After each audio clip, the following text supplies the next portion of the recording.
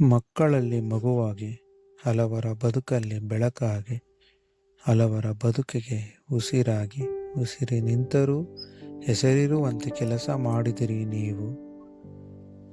ಅಭಿಮಾನಿಗಳೇ ದೇವರು ಎಂದು ಕರೆದ ಮಹಾನುಭಾವರ ಮುದ್ದಿನ ಕುವರ ನೀವು. ಇಂದು ಈ ಅಭಿಮಾನಿಗಳೇ ಹೇಳುತ್ತಿದ್ದೇವೆ, ನಮ್ಮಗಳ ಆರಾಧ್ಯ ದೈವವೇ ನೀವು. ನೀವು ಇದ್ದ ಯುಗದಲ್ಲಿ ನಾವಿದ್ದೆವು ಎನ್ನುವುದೇ ಭಾಗ್ಯ. ಸಾರ್ಥಕದ ಬದುಕು ಕಂಡವರು ನೀವು.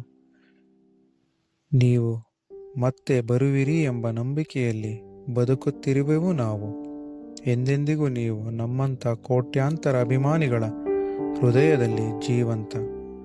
ಕೈಗಳು ನಡುಗುತ್ತಿದೆ, ಕಣ್ಣುಗಳು ಒದ್ದೆಯಾಗುತ್ತಿದೆ ಈ ಸಾಲುಗಳನ್ನು ಬರೆಯುತ್ತಿರಲು. ಮರುಕಳಿಸಬಾರದೆ ಆ ದಿನಗಳು, ಮರಳಿ ಬರಬಾರದೆ ಒಮ್ಮೆಯಾದರೂ ನೀವು.